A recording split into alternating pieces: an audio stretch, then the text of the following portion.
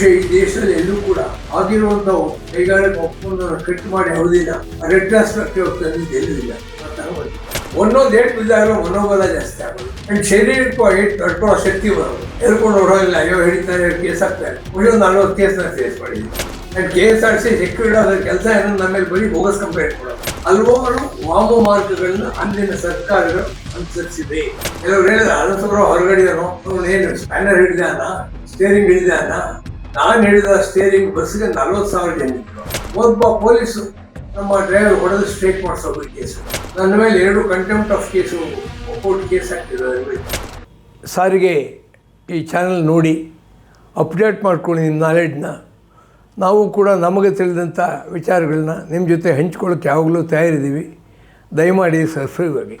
Sir, ನೀವು ಹೋರಾಟ ಸಂದರ್ಭದಲ್ಲಿ ನಿಮ್ಮಿಂದ ಸುಮಾರು ನೌಕರರು ನಿಮ್ಮಿಂದ ಬಂದಿದ್ರು. ಆ ನೌಕರರನ್ನ ಕಾಪಾಡೋದೇ ನಿಮ್ಗೊಂದು ದೊಡ್ಡ ಕಷ್ಟ ಆಗಿತ್ತು. ಅದ್ರ ಬಗ್ಗೆ ಒಂದು ಸ್ವಲ್ಪ ಮಾಹಿತಿ ಕೊಡಿ. ಉದಾಹರಣೆ ನೋಡಿ ಸರ್, ಒಂದು ಸ್ಟ್ರೈಕ್ ಆಯ್ತಾ ಸಸ್ಪೆಂಡ್ ಮಾಡೋರು, ಮುಖ್ಯವಾದ ಕ್ಯಾಟಗರಿ ಸಾವಿರಾರು ಜನರಿಗೆ ಚಾರ್ಜ್ ಶೀಟ್ ಕೊಡೋದು, ಆಮೇಲೆ ಪೊಲೀಸ್ ಕೇಸ್ ಹಾಕ್ಸೋದು. ಇವತ್ತು ಜ್ಞಾಪಿಸಿದ್ದಾರೆ 100 ಕೇಸ್ಗಳ ಹ್ಯಾಂಡಲ್ ಮಾಡಿದ್ದಾರೆ. 100 ಕೇಸ್ಗಳು. ನಾವು ಬಹಳ ಕಡಿಮೆ ಫೀಸ್ ಕೊಡ್ತಿದ್ದೀವಿ. ಅವ್ರಿಗೆ ದುಡ್ಡು ಇರ್ತಿರಲ್ಲ. ನಮ್ಮ ಅವ್ರೇನು ಯುವಕರು ಇವಾಗ ನಾಗ ದಾಡಿ ಕಪ್ಪ ಬಿಳಿ ಆಗಿರಲಿಲ್ಲ. ಇನ್ನು ಹಲವಾರು ಜನ ವಕೀಲರು ನಮಗೆ ಫ್ರೀಯಾಗಿ ಸರ್ವಿಸ್ ಮಾಡಿದ್ದಾರೆ. ಅಥವಾ ಒಂದು ನಾಮಿಲ್ಲ. ಇನ್ನು comrade MC Narasimhan, senior advocate, labour matters ಅಲ್ಲಿ ಸ್ಟೇಟ್ ಅಲ್ಲಿ ನಮ್ದು ಎಂಥ ಕೇಸ್ ಇದ್ದು ಹೈಕೋರ್ಟ್, ಸುಪ್ರೀಂ ಕೋರ್ಟ್ ಹೊರಗೆ ಫೈಟ್ ಮಾಡಿದ್ದಾರೆ. ಹಾಗೆ ಒಂದು ಸಾಕಷ್ಟು ನಮ್ಗೆ ಬೆಂಬಲ ಆಯ್ತು. ನಾನು ಧೈರ್ಯವಾಗಿ ನಿಂತ್ಕೊಂಡ್ವಿ. ಚಾರ್ಜ್ ಶೀಟ್ ಕೊಟ್ಟರು, ಸಸ್ಪೆಂಡ್ ಮಾಡಿದ್ರು, ಡಿಸ್ಮಿಸ್ ಮಾಡಿದ್ರು. ನಮ್ಮ ರೇವಪ್ಪ 2 ಸಲ ಡಿಸ್ಮಿಸ್ ಆದ. 2 ಸಲ ನಾವು ಡಿಸ್ಮಿಸ್ ಯಾರು ಇರಲಿಲ್ಲ. ಇವತ್ತು ಗದ್ದಲ ದೊಡ್ಡದಾಗಿ ಇವು ಚಾರ್ಜ್ ಶೀಟ್ ಕೊಡ್ತಾರೆ. ಚಾರ್ಜ್ ಶೀಟ್ ಕೊಟ್ಟರೆ ರಿಪ್ಲೈ ಮಾಡೋವು. ಅಷ್ಟೆಲ್ಲ ಅನುಭವಿಸೋದಕ್ಕೆ ಯೂನಿಯನ್ ಗಟ್ಟಿ ಆಯ್ತು.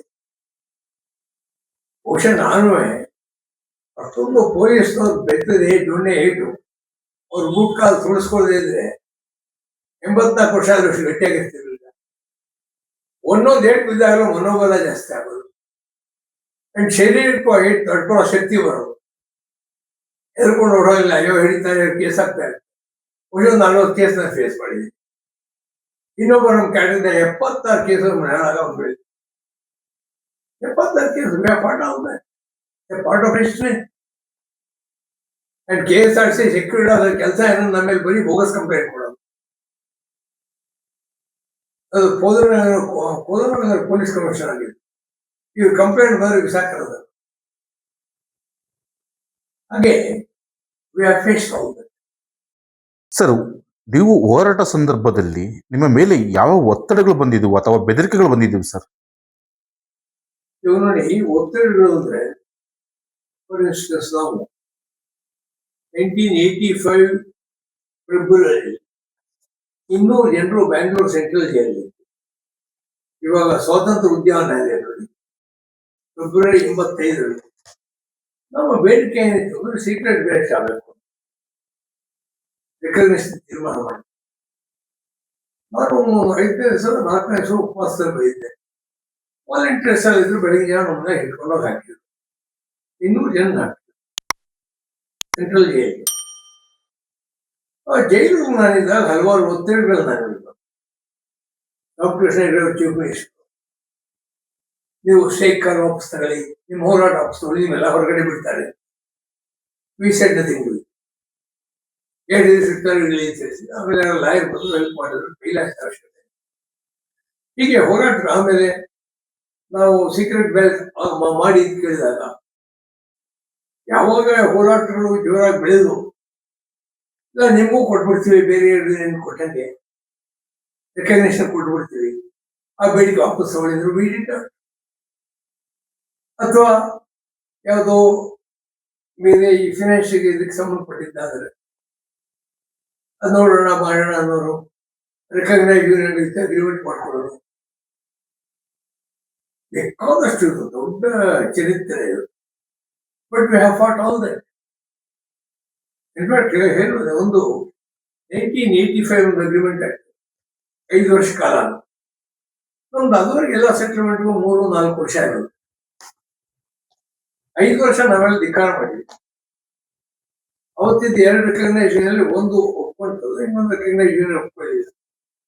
ಅಂಡ್ ನಮಗೆ ರೆಕಗ್ನೈಸೇಷನ್ ಇಲ್ಲ, ನಾವು ಒಪ್ಪೋ ಪ್ರಶ್ನೆ ಬರೋದಿಲ್ಲ.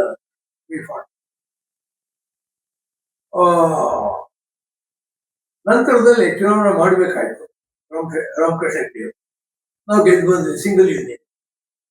ಅವಾಗ ಹಿಂದೆ ಏನು 5 ವರ್ಷ ಮಾಡಿದ್ರು ಅದನ್ನ ನಾವು ಕಟ್ ಮಾಡಿದ್ವಿ 1 ವರ್ಷ. ಬಹುಶಃ ಈ ದೇಶದಲ್ಲಿ ಎಲ್ಲೂ ಕೂಡ ಆಗಿರುವಂತ ಕೈಗಾರಿಕಾ ಒಪ್ಪಂದವನ್ನು ಕಟ್ ಮಾಡಿ ಅವಧಿನ ರೆಟ್ರಾಸ್ಪೆಕ್ಟಿವ್ ತಂದಿದ್ದು ಎಲ್ಲೂ ಇಲ್ಲ. ನಾವು ತಗೊಂಡ್ಬಂದಿದ್ವಿ. ಜನಗಳ ಯೂನಿಟಿ ಆಗಿತ್ತು, ಜಾತಿ ಸಂಘಟನೆಗಳಿರಲಿಲ್ಲ. ಒಂದು ಕರೆ ಕೊಟ್ರೆ ಬಸ್ಗಳಿಲ್ಲವು. ನೀವು ಹೇಳಿದ್ರೆ ಮುಂದೆ ಆ ಐಕ್ಯತೆಯನ್ನ ನಾವು ಸಾಧ್ಯ ಮಾಡಿದ್ವಿ. ನಂತರದಲ್ಲಿ ಹಲವಾರು ರೀತಿಯ ಆಕರ್ಷಣೆಗಳು, ಸ್ವಾರ್ಥಗಳು ಬಂದು ಹಲವಾರು ಗುಂಪುಗಳು ಹಲವಾರು ರೀತಿ ಹೊರಗಡೆ ಹೋಗುದು. ಬಟ್ ಇವತ್ತು ನಾವೇನ್ ಮಾಡ್ತಿದೀವಿ, ಎಷ್ಟಾರು ಯೂನಿಯನ್ ಇರ್ಲಪ್ಪ, ಚಳುವಳಿ ಒಂದಿರಲಿ ಅಂತ 6 ಸಂಘಟನೆ ಹೊಡಿ ಜಾಯಿಂಟ್ ಆಕ್ಷನ್ ಕಮಿಟಿ ಮಾಡಿದೀವಿ. ಇದು ಹೇಳೋ ಉದ್ದೇಶ ಏನಂದ್ರೆ, ನಮ್ಮ ಚಳುವಳಿ ಅಥವಾ ಹೋರಾಟದ ಹಾದಿಯಲ್ಲಿ ಹಲವಾರು ಅಡೆತಡೆಗಳು ನಾವು ಫೇಸ್ ಮಾಡಿದೀವಿ. ನಮ್ಮನ್ನು ಸುಮ್ಮನೆ ಬಿಟ್ಟಿಲ್ಲ. ನಮ್ಮ ಐಕ್ಯತೆ ಉಳಿಯೋದಕ್ಕೆ, ನಮ್ಮ ಹೋರಾಟಗಳು ಹೊಡೆಯೋದಕ್ಕೆ ಹಲವಾರು ವಾಮ ಮಾರ್ಗಗಳನ್ನ ಅಂದಿನ ಸರ್ಕಾರಗಳು ಅನುಸರಿಸಿವೆ.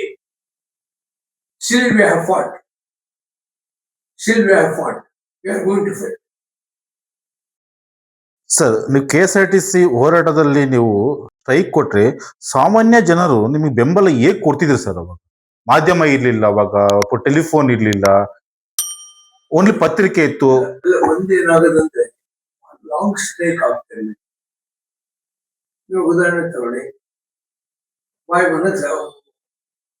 ಪೊಲೀಸರು ಸಿಕ್ಕಾಪಟ್ಟೆ ಹೊಡಿಯಾರ. ನಾನು ಎಂಟರ್ ಹೋದಾಗ 25-26 ಹೋಗ್ತಾ ಇದ್ದೆ. ಆಕ್ಸಿಡೆಂಟ್ ಕರ್ಕೊಂಡು ಡ್ರೈವರ್ ಹೊಡಿಯೋರು. ಇನ್ನು ಸ್ಟೇಷನ್ ಒಳಗೆ ಅವನು ಕಾರ್ಡ್ಬೋರ್ಡ್ ಪೇಪರ್ ಕೊಂಡ್ಕೊಂಡ್ಬರ್ಬೇಕು, ಪಿನ್ ಬಾಕ್ಸ್ ಅಂತ ಅವ್ರಿಗೆ. ಅವ್ರದ್ದು ಏನಿದೆ ಕಿತ್ಕೊಳ್ಳೋದು ಪೊಲೀಸರು. ನಾವು ಇದೆಲ್ಲ ಅಭ್ಯಾಸ ಮಾಡಿದ್ವಿ, ಕ್ರಾಸ್ ರೂಟ್ ಕೆಲಸ ಮಾಡಿದ್ದೆ. ಕೆಲವ್ರು ಹೇಳಿದ ಅನಸರು ಹೊರಗಡೆಯನು, ಅವನು ಏನು ಸ್ಪ್ಯಾನರ್ ಹಿಡಿದಾನ, ಸ್ಟೇರಿಂಗ್ ಹಿಡಿದಾನ. ನಾನು ಹಿಡಿದ ಸ್ಟೇರಿಂಗ್ ಬಸ್ಗೆ 40,000 ಜನ ಇದ್ರು. 40,000 ಜನ ಬಸ್ ನಾನು ನಡೆಸಿದ್ರು. ಹೋಗ್ತಾ ಸ್ಟೇಷನ್ ಹೋಗಿ ಕೊನೆಗೆ ಯಾವಾಗ ಪೊಲೀಸು ನಡ್ಕೊಳ್ಳಿಲ್ಲ ಸರಿಯಾಗಿ, ಒಬ್ಬ ಪೊಲೀಸು ನಮ್ಮ ಡ್ರೈವರ್ ಹೊಡೆದು ಸ್ಟ್ರೈಕ್ ಮಾಡಿಸೋಬಿಟ್ಟು ಸರ್. ಆ ಸ್ಟ್ರೈಕ್ ಎಲ್ಲ ಇಂಟರ್ವ್ಯೂನ್ ಆಗೋರು, ಇನ್ಕ್ಲೂಡಿಂಗ್ ಹೋಮ್ ಕಮಿಷನರ್, ಮಿನಿಸ್ಟರ್ಸ್ ಹೋದ್ರೆ ಕೆಲವು ಗಂಟೆಗಳಲ್ಲಿ ಸಾಲ್ವ್ ಮಾಡೋವು. ಎಷ್ಟು ಸ್ಟ್ರೈಕ್ ಮಾಡಿಸಿಲ್ಲ, ನಾವು ಮಾಡಿಸಿದ್ವಿ. ಆಮೇಲೆ ಪೊಲೀಸರು ದೇ ಸ್ಟಾರ್ಟೆಡ್ ಬಿಹೇವಿಂಗ್. ಹೀಗೆ ಇಂಥದ್ದೆಲ್ಲ ಆಗೋದು. ಇದು ಹೆಚ್ಚೆ ದೀರ್ಘಕಾಲ ಸ್ಟ್ರೈಕ್ಗಳು. ಅಥವಾ ನಾವು ಮಾಡಿಸಿದ ಒಂದು ಆಕ್ಚುಲಿ ಹಿಂದೆ ಸಿದ್ದರಾಮಯ್ಯ ಅವರು ಮಿನಿಸ್ಟರ್ ಆಗಿದ್ದಾರೆ, 2016 3 days ಲಾಂಗೆಸ್ಟ್ ಸ್ಟ್ರೈಕ್. ಬಟ್ ಇನ್ನೊಂದು ಹೈಕೋರ್ಟ್ ಆರ್ಡರ್ ಒಂದು ಸ್ಟ್ರೈಕ್ ಆಯ್ತು, 5 ದಿವಸ ಸ್ಟ್ರೈಕ್ ಆಯ್ತು. ಮೈಂಡ್ ಇದೆ ಹೈಕೋರ್ಟ್ ಆರ್ಡರ್. ಕೆಟ್ಟ ಜಡ್ಜ್ಮೆಂಟ್ ಒಂದು 98 ಇನ್ಸಿಡೆಂಟ್ ಡ್ರೈವರ್ ವಿರುದ್ಧ ಬಹಳ ಕೆಟ್ಟ ಜಡ್ಜ್ಮೆಂಟ್. ಅವಾಗ ಇವರು ಪಟೇಲ್ ಚೀಫ್ ಮಿನಿಸ್ಟರ್. ನಾವು ನೋಡಿದ್ವಿ, ಅದು ಸುಪ್ರೀಂ ಕೋರ್ಟ್ ಹೋಗ್ಬೇಕು ಅಂದ್ರು. 10 ಲಕ್ಷ ಖರ್ಚಾಗುತ್ತೆ ಅಂತ ಹೇಳ್ತಾರ. ಪುರಂದರ್ ವಿಠಲ್ ಕಂಪನಿ ನಮ್ದು 10 ಲಕ್ಷ ಹೇಳ್ತಾರ. 1987 78 ಒಂದು ಹ್ಯಾಂಡ್ ಬಿಲ್ ಕೊಟ್ರಿ. What is the judgement, what it means to a driver. ಡ್ರೈವರ್ಗೆ ಏನೇನು ಅನಾನುಕೂಲ ಆಗುತ್ತೆ, 2 ಫೂಟದ ರೆಡ್ ಹ್ಯಾಂಡ್ ಬಿಲ್ ಕೊಟ್ರಿ. ಯಾಕಂದ್ರೆ ಹ್ಯಾಂಡ್ ಬಿಲ್ ರಿಲೀಸ್ ಮಾಡಿದ ಆಲ್ ಓವರ್ ದಿ ಸ್ಟೇಟ್. ಮಾರನೇ ದಿವಸ ಜನ ಕೂಡ ಶುರು ಮಾಡಿದ್ರು, ಏನು ಘಟನೆ ಮತ್ತು strike all over the state strike ಅಂತ ಜಡ್ಜ್ಮೆಂಟ್. 5 ದಿವಸ ಆಯ್ತು. ನನ್ನ ಮೇಲೆ 2 contempt of case court case ಹಾಕಿದ್ರು ಅದ್ರ ಮೇಲೆ. ಆಮೇಲೆ ಆ ಜಡ್ಜ್ಮೆಂಟ್ ಜಾರಿ ಆಗಲಿಲ್ಲ, ಆ ವಿಷಯ ಬೇರೆ. 5 ದಿವಸ ಒಂದು ತೀರ್ಪಿನ ವಿರುದ್ಧ ಸ್ಟ್ರೈಕ್. ನಮ್ಮ ಇತಿಹಾಸದ ಪುಟಗಳನ್ನು ತೆಗೆದ್ರೆ ಚಿನ್ನದ ಅಕ್ಷರದಲ್ಲಿ ಬರೆದಿರುವಂತ ಹೋರಾಟ ಏನ್ ಮಾಡಿದ 40 ವರ್ಷ ಅಂತಾರೆ. ಎಲ್ಲರೂ ಮನೆಗೆ ಹೋಗಿ ಏನ್ ಮಾಡಿದೀನಿ ಅಂತ ತೆಗೆದು ನೋಡಿ, ಕೇಸ್ ಡಾಕ್ಯುಮೆಂಟ್ಸ್ ಸ್ಟೇಟ್ ಪೊಲೀಸ್ನಲ್ಲಿ ಇರ್ತಾವೆಲ್ಲ. ಇನ್ಫ್ಯಾಕ್ಟ್ ಹೇಳ್ತೀನಿ, ನಂದು ಅರೇವಪ್ಪ ಸಿರಾಜ್ ಅಂತ ನಮ್ದೆಲ್ಲ ಯಾವುದೋ ಒಂದು ಗಲಾಟೆ ನಮ್ಮ ಮನೆಯಲ್ಲಿ ಚಾಯನ ಹೊಡೆದು ಕೈ ಮೂಳೆಲ್ಲ ಮುರಿದಾಕಿ ಪೊಲೀಸ್ ಕಮಿಷನ್ ಆಫೀಸಿಗೆ ಮಾಡಿಸ್ ಕರ್ಕೊಂಡೋದ್ರು. ಚಡ್ಡಿ ನಿಲ್ಲಿಸಿ ಸ್ಲೇಟ್ ಕೊಟ್ಟು ನಮ್ಮ ಹೆಸರು ವರ್ಷ ಫೋಟೋ ತೆಗೆದ್ರಲ್ಲಿ. ಇವತ್ತು ಅದು ಇರ್ಬೋದು, ಸ್ಟೋರ್ ಮಾಡಿದ್ದಾರೆ. ಏನ್ ಕ್ರಿಮಿನಲ್ಸ್ ಮಾಡಿದ್ದಾರೆ. ವ್ಯಾಫಿಸ್ಟ್ ಎಲ್ಲಕಣ್ಣ ಓಡೋದಿಲ್ಲ. ಅದರಿಂದ ಆ ಹೋರಾಟಗಳಿಂದ ಒಂದು ಪ್ರಜ್ಞೆ ರೂಪಿಸ ಆಯ್ತು. ಒಂದು ಮತ್ತೆ ಸರ್ಕಾರಕ್ಕೆ ಕೂಡ ಟ್ರಾನ್ಸ್ಪೋರ್ಟ್ ಎಂಪ್ಲಾಯೀಸ್ ಸ್ಟ್ರೆಂತ್ ಏನು, ಮತ್ತೆ ನಾವು ಐಕ್ಯತೆ ಅಂದ್ರೆ ಹೇಗೆ ಸಾಧನೆ ಮಾಡ್ಬೋದು ನಾವು ತೋರಿಸಿದ್ರೆ. ಅಂದ್ರೆ ಇವತ್ತಿನ ಪೀಳಿಗೆಗೆ ನಾನು ಹೇಳೋದೇನು, ದಯಮಾಡಿ ಅದನ್ನು ಓದಿ ಅಥವಾ ಬನ್ನಿ ನಾನು ಮಾತಾಡುತ್ತಾ ಇದ್ದೀನಿ. You learn from your experiences. WhatsApp ಇಟ್ಕೊಂಡು ಬೈದ್ ನಾವು ಆಗ್ಲಿಲ್ಲ. ಹೋರಾಟ ಫೀಲ್ಡ್ಗಳಿದ್ದ ಇದ್ವಿ. ಒಂದು ಸ್ಟ್ರೈಕ್ ಆಯ್ತು. ಇದು ಬಹಳ ಮುಖ್ಯವಾದ ಘಟನೆ ಅಂತ ಹೇಳ್ತಾ ಇದ್ದೀನಿ, ಹೇಳ್ಬೋದಲ್ಲ. ಅವಾಗ ನೋಡಿ, 2 IPS ಆಫೀಸರ್ಗಳು ನಮ್ಮ ಟಾಪ್ ಆಗಿದ್ರು. ಒಬ್ರು mister Jagannathan IPS general manager, ಇನ್ನೊಬ್ರು ಕೋದಂಡರಾಮಯ್ಯವರು ಚೀಫ್ ಪರ್ಸನ್ ಮ್ಯಾನೇಜರ್. 2 IPSಗಳೇ ಇವಾಗ ಟಾಪ್ ಅಲ್ಲಿ. ಈ ಜಗನ್ನಾಥನ್ ಏನ್ ಹೇಳಿದ್ರು, ಯಾವುದೇ ಸ್ಟ್ರೈಕ್ ಆದ್ರೂ ಅನಂತಸುಬ್ರಹ್ಮಣ್ಯ ಮಾಡಿಸ್ತಾ ಅಂತ ಹೇಳೋರು. ನಾನು ಅವತ್ತು ಹೇಳ್ಬಿಟ್ಟೆ, ಇನ್ನು ಮುಂದೆ ಸ್ಟ್ರೈಕ್ ಆದ್ರೆ ನಾನು ಇಂಟರ್ವ್ಯೂ ಆಗಲ್ಲ ಅಂತ ಹೇಳಿದೆ. ಅದು ಹೇಳಿದ 1 ವಾರಕ್ಕೆ ಶ್ರೇಣಿ ಆಗ್ಬೋದು. ನಾನು ಬರಲಿಲ್ಲ ಅಂತ ಹೇಳಿದೆ. ಜೀಪ್ ಕಳಿಸಿದ್ರು ನಮ್ಮ ಯೂನಿವರ್ಸಿಟಿ, ರಿಫ್ಯೂಸ್. ಆಮೇಲೆ ಕೋದಂಡರಾಮಯ್ಯ ಯಾವತ್ತೂ ಒಳ್ಳೆ ಸಂಬಂಧ, ಬಹಳ ಸಂಬಂಧ ಚೆನ್ನಾಗಿ. ಅವರು ನಾನು ಫೋನ್ ಮಾಡಿ, ಏನಾದ್ರು ಮಾಡಿ ಬರ್ಬೇಕು, ಇಲ್ಲ ಫೈರಿಂಗ್ ಆಗುತ್ತೆ. ನಮ್ಮ ನೆಗೋಸಿಯೇಷನ್ ಜಾಗ ಅಂತಂದ್ರೆ ಉಪ್ಪಾರಪೇಟೆ ಪೊಲೀಸ್ ಸ್ಟೇಷನ್. ಇವಾಗಿರೋಷ್ಟು ಚೆನ್ನಾಗಿರಲ್ಲ, ಅವ್ರು ಚೆನ್ನಾಗಿ ಮಾಡಿದ್ದಾರೆ. ಇವಾಗ ಹೋದಾಗ್ಬಿಟ್ಟು ಅವಾಗ ಕೆಳಗಿರೋ, ಬಟ್ ಅಲ್ಲೇ ಎಲ್ಲ ಕುತ್ಕೊಳ್ಳೋ ಹೋಗಿ ಬಸ್ ಸ್ಟ್ಯಾಂಡ್ ಹತ್ರ ಹೋದಿ ಕೋದಂಡರಾಮಯ್ಯ ನೋಡಿ, ಇವೆಲ್ಲ ಹೇಗಾಗ್ತದೆ, ಟೀರ್ ಗ್ಯಾಸ್ ಹೇಗಾಗ್ತದೆ, ಏನ್ ಮಾಡೋದು, ಬನ್ನಿ ಫೀಲ್ಡ್ ಹೋಗೋಣ. ನಾನು ಅವರಿಬ್ರು ಫೀಲ್ಡ್ ಬಂದ್ವಿ.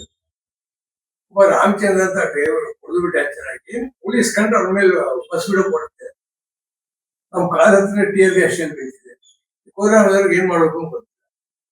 ನನ್ಗೆ ಯಾರು ಕಾಮ್ರೇಡ್ ಬಂದ್ರು, ಈರುಳ್ಳಿ ತಂದ್ಕೊಟ್ಟು ನಾನು ಪೀಸ್ ಮಾಡೋರು ಕೊಟ್ಟು ಒಬ್ಬರಲ್ಲಿ ನೆನ್ಬಿಟ್ಟು ಮುಗಿಸ್ಕೊಂಡಿದ್ದೆ. ಇದ್ರ ಕಣ್ಮಿಂದ ಲಾಜಿಸ್ಟಿಕ್ಸ್ ನಮ್ಗೆ ಏನು ಗೊತ್ತಿಲ್ಲ.